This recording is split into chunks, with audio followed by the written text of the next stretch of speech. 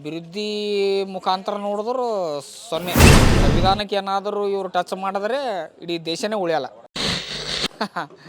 ಅಭಿವೃದ್ಧಿ ಕೆಲಸ ಶೂನ್ಯ ಆದ್ರಿ. ಅವ್ರ ಅಭಿವೃದ್ಧಿ ಕೆಲಸ ಇಡೀ ರಾಜ್ಯ ರಾಜ್ಯದ ಜನತೆಗೆ ಯಾಕೆ ಇಡೀ ಜಿಲ್ಲೆ ಜನತೆಗೆ ಎಲ್ಲರಿಗೂ ಕೇಳ್ರಿ.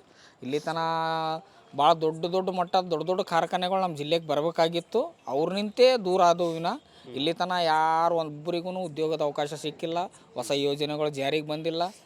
ಭಾಳಷ್ಟು ಯೋಜನೆಗಳು ಗುಲ್ಬರ್ಗಕ್ಕೆ ಏನದ ಕೇಂದ್ರ ಸರ್ಕಾರ ನೀಡಿರ್ಬೋದು. ಆ ಯೋಜನೆಗಳು ಕಾರ್ಯರೂಪಕ್ಕೆ ತರಲ್ಲಿ ಭಾಳ ವಿಫಲ ಆಗ್ಯಾರ ಉಮೇಶ್ ಜಾಧವ್ ಅವರು. ಇನ್ನು ಮುಂದಿನ ದಿನಗಳ ಮಾನಗಳಲ್ಲಿ ಅವರಿಗೆ ಅಂತರೂ ಜಿಲ್ಲಾದೇನು MP ಟಿಕೆಟ್ ಕೊಟ್ಟಿದ್ದಾರೆ ಸರ್. ಇವತ್ತು MP ಟಿಕೆಟ್ ಅನೌನ್ಸ್ ಆಗಿದೆ ಉಮೇಶ್ ಜಾಧವ್ ಅವರಿಗೆ.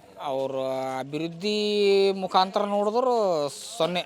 ಅವ್ರಿಗೆ ಮತಾಂತರ ಯಾವುದೇ ರೀತಿ ಮತಗಳು ಅವ್ರಿಗೆ ಬೀಳಲ್ಲ. ಅದೇ BJP ಕಾರ್ಯಕರ್ತರೇ ಅವ್ರಿಗೆ ಮತ ಹಾಕಲ್ಲ. ಮಲ್ಲಿಕಾರ್ಜುನ್ ಖರ್ಗೆ ಅವರು ಈ ಬಾರಿ ನಿಮ್ಮ ಕ್ಷೇತ್ರಕ್ಕೆ ಬಂದರೆ ಯಾವ ರೀತಿ ಜನ ರೆಸ್ಪಾನ್ಸ್ ಮಾಡ್ಬೋದು ಅಂತ?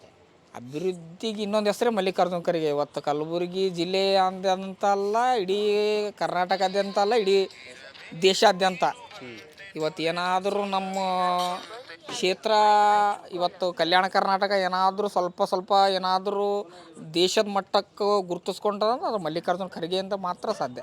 ನಿಜವಾಗ್ಲೂ ನಮ್ಮಂತ ಹಿಂದುಳಿದ ವರ್ಗದ ನಾಯಕ ಒಬ್ಬ ದೇಶದ ಪ್ರಧಾನಿ ಆಗ್ತಾನಂತಂದರೆ ಬೇರೆ ಪಕ್ಷದ ನಾಯಕರು ಇದಕ್ಕೆ ಬೆಂಬಲ ಕೊಟ್ಟು ಆ ವ್ಯಕ್ತಿನ ಪ್ರಧಾನಮಂತ್ರಿ ಮಾಡ್ಲಿಕ್ಕೆ ಯಶಸ್ವಿಯಾಗಿ ಕಾರ್ಯನಿರ್ವಹಿಸ್ತಾರೆ.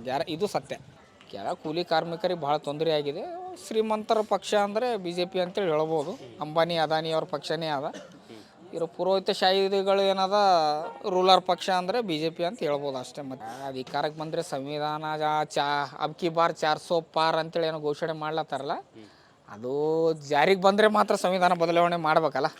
ಅದು ಜಾರಿಗೆ ಬರಲ್ಲ, ಅದು ಆಗಲ್ಲ. ಸಂವಿಧಾನ ಬದಲಾವಣೆ ಸಂವಿಧಾನಕ್ಕೆ ಏನಾದರೂ ಇವರು ಟಚ್ ಮಾಡಿದ್ರೆ ಇಡೀ ದೇಶನೇ ಉಳಿಯಲ್ಲ.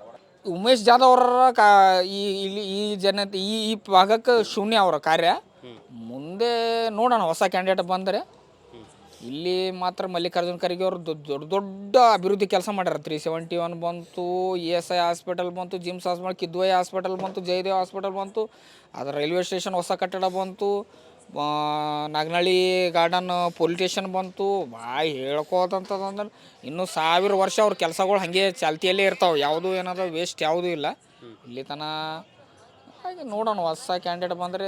ಇಲ್ಲಿಂದು ನಮ್ಮ ಹೈದರಾಬಾದ್ ಕರ್ನಾಟಕ ಬಂತು, ಹಳೆ ಹೈದರಾಬಾದ್ ಕರ್ನಾಟಕ, ಈಗ ಹೊಸ ಕಲ್ಯಾಣ ಕರ್ನಾಟಕ ಭಾಗದ ಜನಕ್ಕೆ ಏನಾದರೂ ಅಭಿವೃದ್ಧಿ ಆಗಿದೆ ಅಂದರೆ ಅದು ಮಲ್ಲಿಕಾರ್ಜುನ್ ಖರ್ಗೆ ಸಾಹೇಬರಿಂದ. ಇಡೀ ದೇಶ ಗುರುತಿಸ್ಬೇಕಾದ್ರೆ ಅದು ಮಲ್ಲಿಕಾರ್ಜುನ್ ಖರ್ಗೆ ಸಾಹೇಬರಿಂದ ಆಗಿದೆ.